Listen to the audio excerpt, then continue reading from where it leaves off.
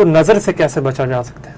حضور علیہ الصلوۃ والسلام نے فرمایا کہ نظر ایک زندہ انسان کو قبر تک لے جاتی ہے اور زندہ اونٹ کو ہنڈیا تک لے جاتی ہے.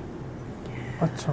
واقعہ ایک لکھا ہے کتابوں میں کہ ایک نوجوان تھا, اس کی نظر لگتی تھی, وہ اپنے دوستوں کو ساتھ لیتا تھا, قافلے چلتے تھے, وہ دوستوں کو ساتھ لے کے جاتا کہ ان سے پوچھتا کہ اس قافلے میں جتنے اونٹ ہیں بتاؤ کس اونٹ کا گوشت کھانا چاہتے ہو.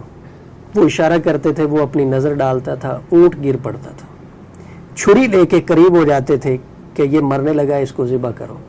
اچھا. پھر اس کا گوشت خود بھی کھاتے تھے, ان کو بھی کھلاتے تھے.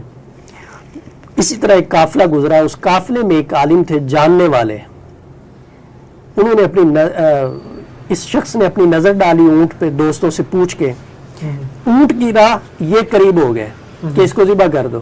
تو وہ جو جاننے والے تھے انہوں نے کہا نہیں سائیڈ پہ ہو جاؤ, کوئی بھی اس کے قریب نہ آئے. انہوں نے دم کیا, اونٹ کھڑا ہو گیا.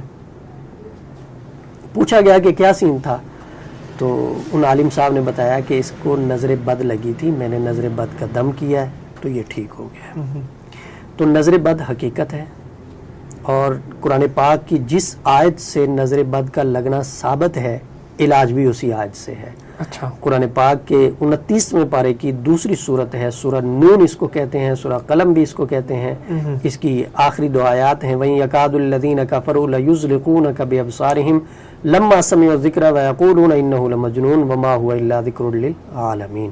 یہ پڑھ کے 7 مرتبہ آپ نظر بد کے شکار, بچے پہ, بڑے پہ, کسی پہ بھی دم کریں, نظر بد اتر جائے گی. اس کے ساتھ سب سے بہترین وہ دعا ہے جو اللہ کے محبوب صلی اللہ علیہ وسلم نے بتائی. اللہ کی طرف سے جبرائیل امین لے کے آئے اور حضور کو بتایا کہ آپ حسنین کریمین پہ یہ پڑھ کے دم کیا کریں نظر بد سے حفاظت کے لیے. وہ تو ماشاء اللہ لا حول ولا قوت الا باللہ, اور ایک جگہ پہ آتا ہے ماشاء اللہ لا قوت الا باللہ.